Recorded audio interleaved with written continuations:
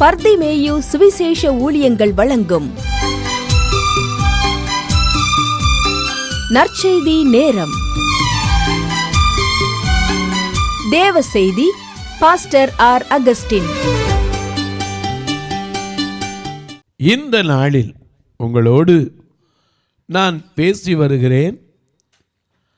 அற்புதம் என்றால் என்ன? ஒரு சின்ன பெண் கேட்டாங்க. அற்புதம்னா என்ன? நம்மளே பார்த்து ஆச்சரியப்படுறதான் அற்புதம். வேதத்தில் பாருங்க, ஒரு மனுஷன் அவன் போன அதே இடத்துல நடந்ததை பார்த்து பிரமிச்சான். அதுதான் அற்புதம். லூக்கா எழுதின சுவிசேஷத்தில் 5ஆம் அதிகாரத்துக்கு உங்களுடைய வேதத்தை திருப்பிக் கொள்ளுங்கள். அதில் ஒரு மனுஷன் கண்டது தான் அவனை ஆச்சரியப்பட வைத்தது. ஏன்னா அவன் ஒரே நாளுக்கு முந்தி எல்லா நேரமும் தேடி தேடி தேடி கடைசியில் சோர்ந்து போய் வந்து நின்னான். அப்போ தான் இயேசு அவனை சந்திக்கிறார். அவன் சந்தித்த உடனே கீழ்ப்படிஞ்சான். அவன் சொன்ன வார்த்தைக்கு கீழ்ப்படிஞ்சதுனால அற்புதம் நடந்துச்சு. இன்றைக்கி உங்களுக்கும் அற்புதம் நடக்கணும்னா நீங்கள் முதல்ல ஆண்டவருடைய வார்த்தையை விசுவாசிக்கணும், நம்பணும். மோசேட்ட அன்னைக்கு சொன்னார் ஆண்டவர். என்ன சொன்னார்? நீ என்கிட்ட முறையிட்டுக்கிட்டு இருக்கிறது என்ன? உன் கையில் வச்சிருக்கியப்பா அந்த கோல், அதை ஓங்கி அந்த சமுத்திரத்து மேலே நீட்டி 2 பிளந்து விடுன உடனே பிளந்தாங்க. ஜனங்களெல்லாம் வெட்டாந்தரையில் நடந்து வருது போல போனாங்க.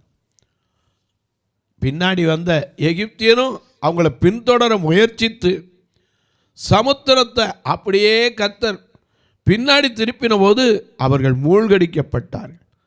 அவர் சொன்ன வார்த்தையின்படி எகிப்தியர் அதுக்கப்புறம் என்ன செய்யலை, பார்க்கவே இல்லை. இந்த நாளிலும் உங்களோடு அற்புதம் என்றால் என்ன, அதிசயம் என்றால் என்ன, மிராக்கிள், எ ஒண்டரஸ் மிராக்கிள், வாவ் அப்படிங்கிறமே ஆங்கிலத்தில். என்ன அற்புதம் அப்படிங்கிறமே. அந்த சில கண்களுக்கு அற்புதம். இன்றைக்கி கொடைக்கானல் போனீங்கன்னா கண்களுக்கு காட்சி பூத்திருக்கிற அந்த மலர் கண்காட்சி அற்புதமாக இருக்கும். குற்றாலத்துக்கு போனீங்கன்னா குளிச்சா அற்புதம். ஏன்னா கண்பாருடைய நல்ல கடைக்கு போனீங்கன்னா சாப்பிட்டா தான் அற்புதமான சமையல். மிக அற்புதத்தில் பலவிதம் இருக்குது. ஆனால் ஆண்டவரிடத்தில் வந்து அவருடைய வார்த்தையை நம்பி அவர் சொன்னதை செஞ்சா நீங்களும் நானும் பிரமிக்கத்தக்க அற்புதத்தை செய்வார். இப்போ எல்லாரும் லூக்கா 5ஆம் அதிகாரத்தில் முதல் வசனத்திலேருந்து திருப்பிக்கங்க. இப்போ நீங்களும் நானும் எல்லாம் எடுக்கிற வரைக்கும் சேர்ந்து பாடுவோமா? எப்படி பாடுவேனா என் இயேசு எனக்கு செய்ததை, எப்படி பாடுவேனா என் இயேசு எனக்கு செய்ததை, ஆயுள் முழுவதும் என் கர்த்தருக்காய் அதுமை ஆதாயம் செய்வேன், ஆயுள் முழுவதும் என் கர்த்தருக்காய் அதுமை ஆதாயம் செய்வேன், எப்படி பாடுவேனா என் இயேசு எனக்கு செய்ததை, எப்படி பாடுவேனா இயேசு எனக்கு செய்ததை, ஆயுள் முழுவதும் என் கர்த்தருக்காய் அதுமை ஆதாயம் செய்வேன், ஆயுள் முழுவதும் என் கர்த்தருக்காய் ஆதாயம் செய்வேன்.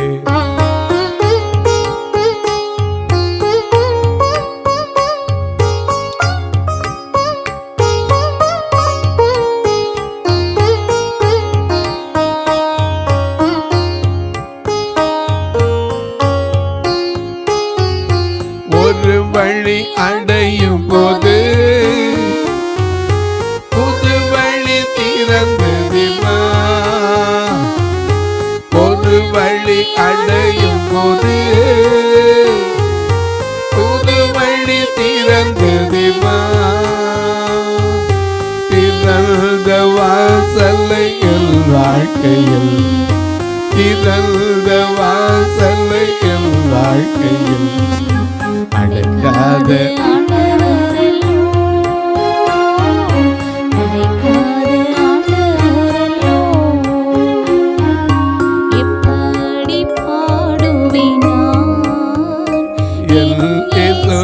எனக்கு செய்தது எப்படி பாடுவேனா, என் இயேசு எனக்கு செய்தது ஆயுள் முழுவதும் கர்த்தருக்கு அதுவ ஆதாயம் செய்வேன். ஆயுள் முழுவதும் கர்த்தருக்கு ஆதாயம் செய்வேன்.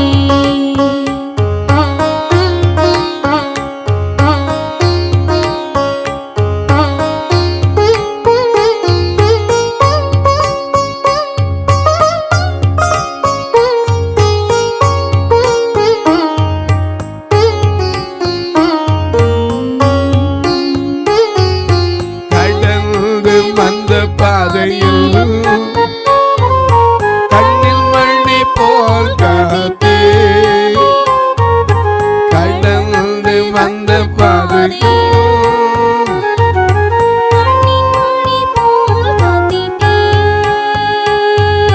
கடுகளவும் குறை வைக்காமல்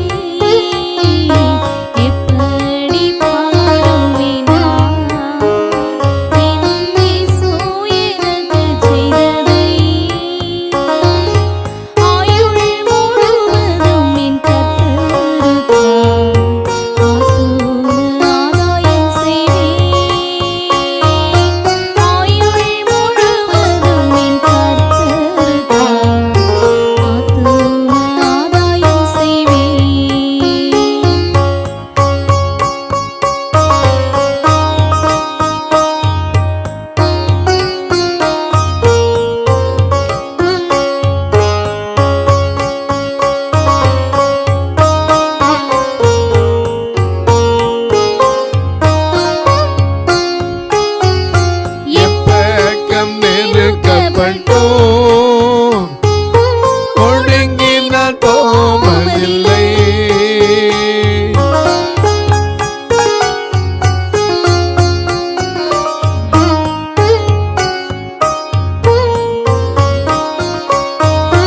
எப்பக்கம் நெருக்கப்பட்டும்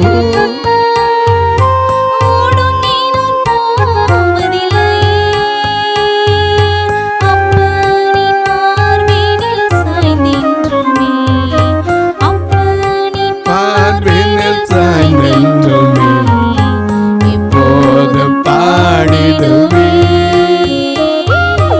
எப்போதும் பாடிடுவே, எப்படி பாடுவேனா என் இயேசு எனக்கு செய்ததை, எப்படி பாடுவேனா என் இயேசு எனக்கு செய்ததை. ஆயுள் முழுவதும் என் கர்த்தருக்காய் ஆத்தும ஆதாயம் செய்வேன். ஆயுள் முழுவதும் என் கர்த்தருக்காய் ஆத்தும ஆதாயம் செய்வேன். எல்லாம் எடுத்திருப்பீங்க. வாசிங்க. லூக்கா 5ஆம் அதிகாரம் முதல் வசனத்தில். பின்பு பின்பு அவர் கெனேசரேத்து கடல் அருகே நின்றபோது எல்லாம் கடற்கரையில் நடந்த அற்புதம் சொல்லி வரேன். கெனசரேத்து கடல் அருகே நின்ற போது திரளான ஜனங்கள் தேவ வசனத்தை கேட்கும்படி அவரிடத்தில் நெருங்கினார்கள். இன்னைக்கு நம்ம வசனத்தை கேட்க பாதி மக்கள் வரமாட்டேங்குது. ஆனால் அன்னைக்கு தேடி ஓடினாங்க. ஏன் தெரியுமா? அற்புதத்தை கண்டார்கள். இன்னைக்கும் அவற்றை தேடி போய் பாரு. யாராக இருந்தாலும் அவர் தள்ளுகிறவர் அல்ல. எப்பேற்பட்ட நிலையில் இருந்தாலும் வெறுக்கிறவர் அல்ல. ஏன்னா அவரே சொன்னார், என்னிடத்தில் வருகிற ஒருவரையும் புறம்பே தள்ளுவது இல்லை. ஏன்னா யார் வந்தாலும் சரி அவங்கள சும்மா அனுப்பினதாகவும் இல்லை. திரளான ஜனங்கள் ஒரு இடத்துக்கு போகிறாங்கன்னா காரணமெல்லாம் போவாங்களா? இன்னைக்கு பாருங்க, எங்கெங்கெல்லாம் ஓடுறாங்க. ஆண்டவருடைய வார்த்தையை கேட்குறதுக்கும் அநேக மக்கள் திரளாய் வந்து போகிறாங்களே. அன்னைக்கு கூட ஒரு சகோதரி என்ற சொன்னாங்களே, நான் சும்மா தான் ஒரு ஆலயத்துக்கு போயிருந்தேன், என் கையில் ஒரு வசனாட்டை கொடுத்தாங்க, நான் மனசில் என்ன பாரத்தோடு போனனோ அதே வார்த்தை அப்படி வந்துச்சுங்க. நாங்கள் எனக்கு அன்பானவர்களே, மனுஷன் முகத்தை பார்க்கிறான், ஆனால் தேவன் என்ன செய்கிறார்? இருதயத்தை பார்க்கிறார். 1 சாமுவேல் 16:7 மனுஷன் முகத்தை பார்க்கிறான், இருதயத்தை பார்க்கிறார். அதனால உங்க இருதயத்தில் என்ன இருக்கோ, எதுக்கு தேவையோ அதுக்கு ஏற்ற வார்த்தையை கொடுப்பார். இங்கே பார்க்கிறோம், கடல் கரையில் நின்றுட்டு இருக்காரு. ஆனால் அன்னைக்கு திரளான ஜனங்கள் அவரிடத்துல வசனத்தை கேட்க வந்தாங்க. ஏன் தெரியுமா? அவர் உவமைகளால் வாயை திறந்து தம்முடைய ஜனங்களுக்கு அப்படியே உபதேசம் பண்ணினார். உபதேசம் பண்ணதை அவ்வளவு அருமையாக உட்கார்ந்து கேட்டுக்கிட்டு இருந்தாங்க. அவ்வளோ பேர் கேட்குறக்கு ஆவலாம் ஓடியாந்தாங்க. வாசிங்க. அப்பொழுது கடற்கரையிலே நின்ற அங்கே ஒரு சூழ்நிலை, எல்லாரும் வசனத்தை கேட்க வந்திருக்காங்க. இவர் கடற்கரையில் ஒரு நிலையை பார்க்கிறார். கடற்கரையில் நின்ற 2 படகுகளை கண்டார். ஏன்னா ஒரு கூட்டத்துக்குன்னா மேடை வேணும். இன்னைக்குன்னா மேடை போட்டு ரெடி பண்ணிடுவோம். அன்னைக்கு மேடையெல்லாம் கிடையாது. இயேசு கிறிஸ்து வந்த இன்னைக்கு வருகிறார் வருகிறார் வருகிறார் வருகிறார் நோட்டீஸும் ஓட்டலை, ஃப்ளக்ஸும் ஓட்டலை, எந்த ஒரு பிட் நோட்டீஸும் கொடுத்து தெருவா சொல்லவும் இல்லை. ஏன்னா அவர் அற்புதர் வந்தா ஜனங்கள் அவரை தேடி வந்தாங்க. அவ்வளோதான். இன்னைக்கும் நாம் போய் சொல்ல வேண்டியதில்லை. அற்புதம் நடந்தா ஆண்டவர்கிட்ட தேடி வர ஜனங்கள் இன்னும் வந்துக்கிட்டு தான் இருக்காங்க, வருவோம் செய்வாங்க. ஏன்னா அவர் தேடி வருகிற யாரையும் அவர் வெறுக்கிறவர் இல்லை. அவங்களுடைய மனநிலையை அறிந்து அவர்களுக்கு ஏற்ற நல்ல வார்த்தைகளை கொடுத்து அனுப்புவார். அது மட்டுமல்ல, கர்த்தர் நித்தமும் நடத்துகிற தேவன். மகா வறட்சியான காலத்திலும் நம்முடைய ஆத்துமாவை திருப்தியாக்குகிறார், எலும்புகளை நினமுள்ளதாக்குகிறார். ஆகையினால அவர்கிட்ட தேடி வராங்க. இங்க தேடி வந்தபோது தேவ வசனத்தை கேட்க வந்திருக்காங்க. வேற எதுக்கு வந்தாங்களோ அப்புறம் தான் ஜெபம் முடிஞ்ச பிறகு தான் அவர்கிட்ட அவங்க பேசி முடிச்ச பிறகு தான் சொல்லுவாங்க, ஆண்டவர் எனக்கு இதை செய்தார் அதை செய்தார். தேவ வசனத்தை கேட்க வந்தாங்க. அப்போ இங்கே கடற்கரையில் ஒரு 2 படகினை கண்டார்.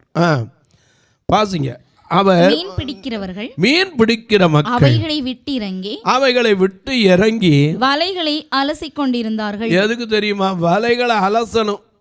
எதோ கடிச்சிருக்கோம், மீனில் வலை விட்டுருக்கோம், அடுத்த நாள் பிடிக்கணும்னா ஆசீர்வாதம் என்ன செய்யணும்? வேணும்னா சரி செய்யப்பட வேண்டும். இன்னைக்கு குடும்ப வலைகள் அன்றைக்கு சரி செய்யப்படல, அதான் ஆசீர்வாதம் இல்லை. அவங்க இறங்கி தொழிலுக்கு போயிட்டு வந்தாச்சு. ஆமாம் நாளை பார்த்துக்குருவோம் அப்படின்னு அசால்ட்டாக இருக்கல. இறங்கி வலைகளை பழுது பார்த்து கொண்டிருந்தார்கள். அப்பொழுது அந்த படகுகளில் அந்த படகுல ஒன்றுல இயேசு ஏறினார்.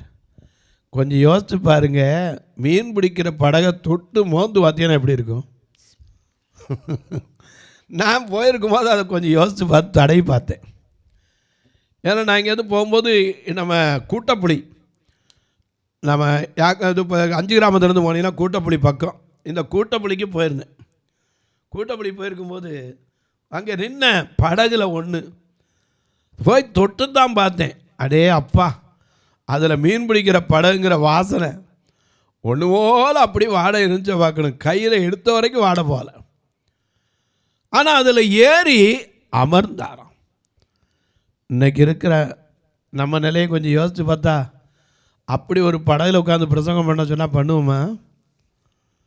அது எப்படிங்க? அவர் அன்னைக்கு சாதாரண மக்கள்கிட்ட நடந்தார். நடந்து அநேக காரியங்களை செய்து கொண்டு வந்தார். இங்கே பார்க்கிறோம், அந்த படகில் ஒன்றிலே அவர் ஏறி ஏறினார். அது சீமோனுடையதா இருந்தது. முதல்ல கேட்க யார் படகுலாம் கேட்கல, ஏன்னா அவருக்கு தெரியும் எதுல ஏறணும், ஏன்னா அவர் சர்வ வல்லவர். அந்த படகு சீமோனுடையதா இருந்தது.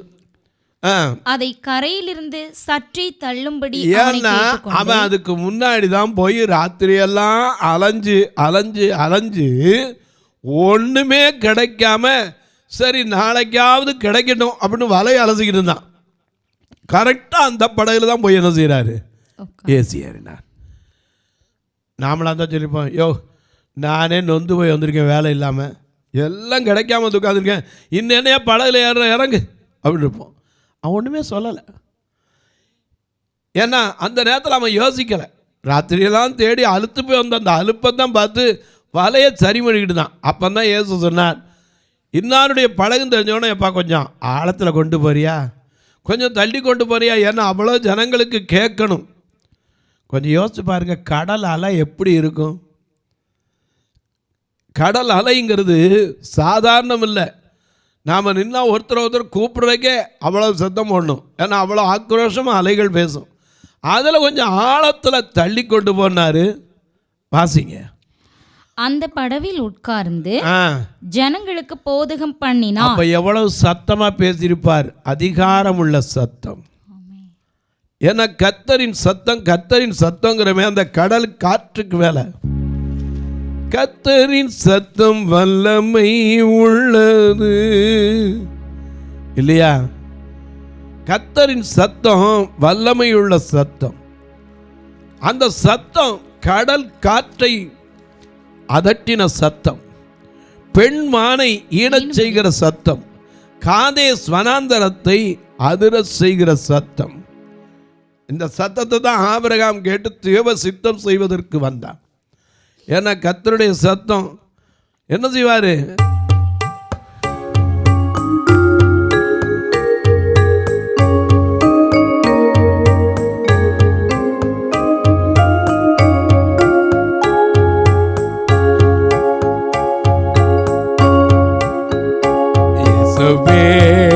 நாமத்தில் இன்பம் கொண்டு யாவருக்கும் நன்றி உள்ள இதயத்தோடு முடித்தோம் பின்னன் நாளிலே.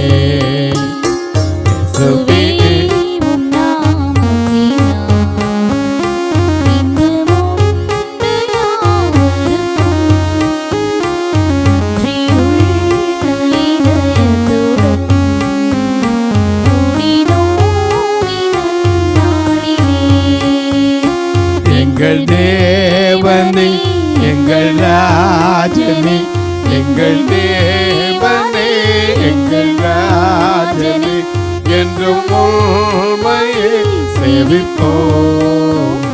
நன்றியுள்ள சாட்சியாக உமக்கென்றும் ஜீவிப்போம்.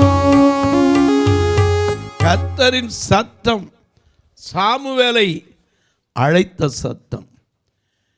மோசையை பார்த்து மலையில ஏறி வா, ஜனங்கள் ஒருத்தர் வரக்கூடாது. அந்த மலையடிவாரத்தில் நின்றவங்களே அந்த சத்தத்தை கேட்டு பயந்தாங்களாம். என கர்த்தரின் சத்தம் வல்லமை உள்ளது. அதனால தான் உன் தேவனாகிய கர்த்தருடைய சத்தத்தை நீ என்ன செய்யணும், கவனமாய் கேட்டு அவைகளின்படி செய்ய சாவதானமாய் இருந்தா இப்பொழுது நில்லப்படுற எத்தனை ஆசீர்வாதத்துல ஒண்ணு, நீ கடன் வாங்காம இருப்ப, அநேகருக்கு கொடுப்ப, அது நிறைவேறும். ஆனா அந்த சத்தத்தை எத்தனை நேரம் கவனமா கேட்கிறோம்? ஏன்னா அவருடைய சத்தம் கடலை காற்றை விட குமுற பண்ணுகிற சத்தம். மலையே அதிர்ந்தது. அன்னைக்கு கர்த்தர் பேசினார், இன்னைக்கும் பேசுவார். இயேசுநாதர் பேசினால் அவர் என்ன பேசுவார்? ஏழை நெஞ்சம் அமைதி கொள்ள என்ன கூறுவார்? ஆண்டவரே சொல்லும் அடியேன் கேட்கிறேன். இதுதான் நாம் கேட்க வேண்டிய பாணி. அன்னைக்கு சாமுவேல் அதுதான் செஞ்சான். இங்கே பார்க்கிறோம், படகுல ஏறி உட்கார்ந்து கொஞ்சம் தள்ளுப்பா, கொஞ்சம் ஆழத்தில் கொண்டு போனார். அங்கே உட்கார்ந்து பிரசங்கம் பண்ணார். எந்த ஆம்பிளிஃபயர், எந்த மிக்சர், என்ன இருந்துச்சு? ஒன்றும் கிடையாது. எவ்வளவு சத்தம் போட்டு பேசியிருப்பார். எனக்கு அன்பானுளே, அப்படி பேசின உடனே அவர் போதகம் பண்ணி முடித்த பின்பு எவ்வளவு நேரம் பேசினார்னு எழுதப்படலை. ஏன்னா இன்னைக்கு போதகம் பண்ணுறது ஆவியானவருடைய நடத்துதலுக்கு. ஆனால் இன்னைக்கு நம்ம அப்படி இல்லை, டைம் வச்சிருவோம். 10 நிமிஷம் போச்சுன்னா சரி, ஓய் தெரியாதா, டைம் வந்துருச்சுலாமோ. ஏன்னா கர்த்தருடைய வார்த்தைக்கு கிடைக்கக்கூடாத ஒரு காலம் வரும். அதனால அவருடைய வார்த்தை ஆவியானவருடைய நடத்துதலுக்கு நாம் விட்டு கொடுத்தோம்னா அவர் யாருக்கு எதை சொல்லணுமோ கரெக்டாக சொல்லி முடிப்பார். ஏன்னா அவருக்கும் காலம் தெரியும், நேரம் தெரியும், எல்லாம் கரெக்டாக செய்வார். நாம் தான் நமக்கு தான் தெரியுங்கிற மாதிரி சொல்லிக்கிறோம், போகட்டும். அவர் பேசி முடித்த பின்பு சீமோனை நோக்கி ஆழத்திலே தள்ளி கொண்டு போய், இன்னும் கொஞ்சம் ஆழத்தில் தள்ளி கொண்டு போய். இப்போ ஏற்கனவே முதல்ல கொஞ்சம் தண்ணீரில் தள்ளி போனார். சரி, ஏதோ வந்து கேட்டாரே, ஒரு மனுஷன் கேட்குறாரு, பார்க்குறதுக்கு அங்கேயோடு நிற்கிறாரு. சரி கொஞ்சம் தள்ளுவோம், ராத்திரியெல்லாம் அலுப்பா இதுவும் சேரட்டுன்னு போய் தள்ளியாச்சு. அதுக்கப்புறம் உட்காந்து பேச தொடங்கினார். அது வரைக்கும் பொறுமையாக உட்கார்ந்து இருந்தாச்சு. இப்போ திரும்ப ஆழத்தில் தள்ளிட்டு போகிறார். நீங்களாக இருந்தால் நானாக இருந்தால் என்ன சொல்லியிருப்போம்? ஏன்னா ஒரு சின்ன பையன் ஒருத்தருடைய பிரசங்கத்தை கேட்டுக்கிட்டு இருந்தான். அவர் கண்ணை மூடிட்டு பிரசங்கம் பண்ணார். எல்லாம் ஒவ்வொருத்தராக எதிர்த்து போயிட்டாங்க. ஒரே ஒருத்தன் உட்காந்து தான் கண்ணை திறந்து பார்த்தாரு. தம்பி வாப்பா, என்ன என் பிரசங்கத்தில் அவ்வளோ ரசனையாக உட்காந்து கேட்குறேன்னாரு. அவன் சொன்னான், அதெல்லாம் ஒன்றும் கிடையாது, நீங்கள் உட்காந்துருக்கீங்கல்ல பலகா, அது எங்கள் அம்மா கொடுத்து விட்டுருந்தாங்க.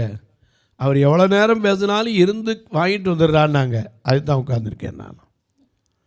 ஏன் சொல்கிறேன், ஜனங்கள் இன்றைக்கு வார்த்தையை கேட்கறதுக்கு எத்தனை பேர் காவல் உண்டு? ஏன்னா நம்ம சூழ்நிலையை பார்ப்போம். பகல்லாம் வேலை பார்த்துட்டு வர, ராத்திரியில் டயத்துக்கு முடிங்கப்பா. அவன் அப்படித்தானே இருந்திருப்பான். பேதுரு சாதாரண மனுஷன், மீன் பிடிக்கிறவன், கடலில் போய் தண்ணியில் கிடந்து வந்திருப்பான். எப்படா போய் ரெஸ்ட் எடுப்போம். இப்போ கொஞ்சம் தள்ளினார், பிரசங்கம் பண்ணார், பிரசங்கம் பண்ணி முடிச்சு இப்போ சொன்னார், ஆழத்தில் தள்ளி கொண்டு போய் மீன் பிடிக்கும்படி உங்கள் வலைகளை போடுங்க. அப்பந்தான் அவன் பேச தொடங்கினான். அது வரைக்கும் பேசலை, இப்போ பேசுறான் பாருங்க. அதற்கு சீமோன், ஐயரே, ராம் முழுவதும் நாங்கள் பிரயாசப்பட்டோம், ஒன்னும் அகப்படல, ஆயினும் உம்முடைய வார்த்தையின்படியே வலையை போடுகிறேன் என்றார். அந்தபடியே அவர்கள் செய்து தங்கள் வலை கிழிந்து போகத்தக்கதாக. இதுதாங்க அற்புதம், இதுதாங்க அற்புதம், இதுதான் அற்புதம். வலை கிழிந்து போகத்தக்கதாக, அதே இடம், அதே படகு, அதே ஆடு, அதே வலை. ஆனா ஒரு வார்த்தை சொல்லாம கீழ்ப்படிஞ்சான் பாருங்க. ஆண்டோடைய வார்த்தைக்கு கீழ்ப்படிங்க, உங்க குறைவை நிறைவாக்குவா. ஏன்னா இன்னைக்கு நம்ம சொல்றோம்ல, ஒரு குறைவில்லாமல் காத்து வந்தீரே, கோடி ஸ்தோத்திரமே, என்னை அதிசயமாக நடத்தி வந்தீரே, 1000 ஸ்தோத்திரமே, 1000 ஸ்தோத்திரமே. குறைவில்லாமல் காக்கும் தேவன், குறைவுகளை நிறைவாக்குகிறவர். வேதம் சொல்லுது, என் தேவன் தம்முடைய மகிமையின் செல்வத்தினால் உங்கள் குறைவுகள் எல்லாம் கிறிஸ்துவுக்குள் மகிமையிலே நிறைவாக்குவார். மகிமையில அல்ல, இம்மையிலே நிறைவாக்குவார். நான் சொல்றேன், அப்புறம் தான் மறுமையில. இம்மைக்கும் மறுமைக்கும் ஆசீர்வதிக்க வல்லவர் அவர். இம்மையிலே ஆசீர்வதித்தார். அவனே கண்டான், ஆச்சரியப்பட்டு, ஆண்டவரே என்னை விட்டு போயிரு, நான் பாவியான மனுஷன். இன்றைக்கு சொல்கிறேன், எத்தனை தடவை நீங்கள் சோர்ந்து போயிருப்பீங்களோ, எத்தனை வருஷமாக சோர்ந்து இருக்கீங்களோ, துன்பத்தை கண்ட நாட்களுக்கு சரி கட்டுதலை காணுவீங்க. நிச்சயமாக சொல்கிறேன், நீங்கள் கடன் வாங்குறவங்களா இல்லை, கொடுக்கிறவங்களா மாறப்போகிறீங்க. தொலைக்காட்சியில் பார்க்கிற என் அன்பு மக்களே, இந்த நிகழ்ச்சியை நாள்தோறும் பார்க்குறீங்க, கேட்குறீங்க, பரவசம் அடைகிறீங்க, நல்லது. இதுக்காக ஒரு வார்த்தை ஜெபம் பண்ணுறீங்களா? இது தொடர்ந்து வருவதற்காக ஜெபிங்க. அது மட்டும் இல்லை, ஒவ்வொரு நாளும் அந்த நிகழ்ச்சிக்கான பொருளாதார தேவைகள் சந்திக்கப்பட ஞாயிற்றுக்கிழமை வந்துட்டா எனக்கு ஒரு பாரம் உண்டு. ஏன்னா சபையை மக்களை கூட்டிகிட்டு வரணும், அவங்களுக்கு நல்ல உணவு கொடுத்து அனுப்பணும். ஏன்னா வாரம் வேனுக்கு மட்டும் 4000 ரூபா. இவங்களுக்கு குறைஞ்ச சாப்பாடு சமையல் பண்ணால் ஒரு 10 ரூபாய் வந்துடும். சபையை திறந்தாலே ஒரு 10-15 ரூபா கையில் வச்சுக்கிட்டு தான் இருக்கணும். ஏன்னா பார்வையில்லாத மக்கள் அவங்ககிட்ட வர்ற காணிக்கை எதிர்பார்க்கலை. காணிக்கை என்றதுக்கு போல் எத்தனை பேர் வர்றாங்க அந்த ஆத்துமாக்களை எண்ணி ஒருத்தரும் குறையில்லாமல் அனுப்பணும். உங்கள் பிறந்த நாள், திருமண நாள் போன்ற நல்ல நாட்களிலே இப்படிப்பட்ட காரியத்திற்கு உதவலாம். கட்டுமான பணிக்கு எத்தனையோ நிற்குது. சில நேரம் ஐயா பார்வையற்றவங்களுக்கு முக்கிய தேவை ஊன்றுகோல் நடக்கிறதுக்கு ஒரு வேதாகமோ நல்ல துணிமணி, இதுக்கு உதவலாம். மரித்தா கூட சொந்தக்கார மனசார வரமாட்டான். பார்வை இழந்த சிறு பிள்ளைகள் எத்தனையோ பேர் வர்றாங்க, கல்வியில் இருக்கிறவங்க. ஐயா எங்களுக்கு அம்மா அப்பா இல்லையா, எங்களை கைவிட்டாங்க, டவுசர் சட்டை எடுத்து கொடு. எத்தனை சின்ன பிள்ளைகள் இருக்கிறாங்க. இப்படிப்பட்ட பிள்ளைகளுக்கும் உதவி செய்யணும். வயது முதிர்ந்தோர் வருவாங்க, வாலிபர் வர்றாங்க. வருஷத்துக்கு ஒரு பார்வை இழந்த பெண்ணுக்காக திருமணம் செய்வதிப்பது எங்கள் சபையில் வழக்கம். இப்படிப்பட்ட காரியங்களுக்கு நீங்கள் கர்த்தர் ஏவினால் உதவலாம். எப்படி உதவ? 2 நம்பர் வந்துக்கிட்டே இருக்கும், ஜிபே, ஃபோன்பேலாம். அதில் தொடர்பு கொள்ளலாம். உங்கள் ஜெபக்காரி எது இருந்தாலும் காலை 10லேருந்து 5 மணிக்குள்ள தாராளமாக சொல்லுங்கள். உங்களுக்காக ஜெபிக்க காத்திருக்கேன். இப்போ ஜெபிக்கட்டுமா? நல்ல பிதாவே, அற்புதம் என்றால் என்ன? அந்நிய கண்கள் அல்ல, உன் சொந்த கண்களை காணும். யோபு சொன்னானே, என் மீட்பர் உயிரோடு இருக்கிறார் என்றும் கடைசி நாளில் அவர் பூமியின் மேல் நிற்பார் என்றும் நான் அறிந்திருக்கிறேன். என் தோல், இந்த எலும்பு, மாமிசம் முதலானவைகள் அழுகி போகலாம், ஆனால் என் கண்களினாலே காண்பேன். அந்நிய கண்கள் அல்ல, என் சொந்த கண்கள் காணும் என்று சொன்னானே. அந்தப்படி நீங்க விசுவாசித்தா உங்க கண்களுக்கு நேராக அற்புதத்தை செய்கிற தேவன் இன்றைக்கும் ஜீவிக்கிறார். அவர் அற்புதர், அதிசயமானவர், ஆறுதல் தருகிறவர், சர்வ வல்லவர். அவர் நல்லவர். அன்பின் தெய்வமே, நீர் கொடுத்த வாக்கை ஒவ்வொருவருக்கும் ஏற்ற காலத்தில் நிறைவேற்றும். இயேசுவின் நாமத்தில் ஜெபிக்கிறேன் நல்ல பிதாவே, ஆமென். சபை ஆராதனை ஞாயிறு காலை 10 மணி முதல் 12 மணி வரை. இடம் பர்திமேயு சுவிசேஷ ஆலயம், அன்னை சத்யா நகர், இளமனூர் அஞ்சல், சக்கிமங்கலம் வழி, மதுரை மாவட்டம். பின்கோட் 625201 மற்றும் பர்திமேயு சுவிசேஷ ஜெப வீடு, flat number 107, Eden garden, Muthur, Tirunelveli. Pin code 627011. சிறப்பு உபவாச கூட்டம் ஒவ்வொரு மாதமும் 2வது சனிக்கிழமை காலை 10 மணி முதல் 1 மணி வரை நாகர்கோவில் YMCA ஹாலில் வைத்து நடைபெறுகிறது. மற்றும் ஒவ்வொரு மாதமும் 4வது சனிக்கிழமை காலை 10 மணி முதல் 1 மணி வரை திருநெல்வேலி புதிய பேருந்து நிலையம் அருகில் உள்ள கிரேஸ் ஹாலில் வைத்து நடைபெறுகிறது. எங்கள் எல்லா ஆராதனைகளிலும் கலந்து கொண்டு தேவனை மகிமைப்படுத்த அன்பாய் அழைக்கிறோம். உங்கள் உதாரத்துவமான காணிக்கைகளினால் இவ்வூழியத்தை தாங்க விரும்பினால் R Augustine, account number 5021364331, IFSC code IDIB 000B066, Indian bank, BP குளம், Madurai. GPay number 9842181917, BGM ministries மற்றும் 9442559772, பிளைண்ட் மினிஸ்ட்ரீஸ் அகஸ்டின். உங்கள் தொடர்புக்கு பாஸ்டர் ஆர் அகஸ்டின், பர்திமேயு சுவிசேஷ ஊழியங்கள், நாகமலை, புதுக்கோட்டை, மதுரை 625019. தொலைபேசி எண்கள் 9842181917 மற்றும் 9442559772. கர்த்தர் தாமே உங்களை ஆசீர்வதிப்பாராக.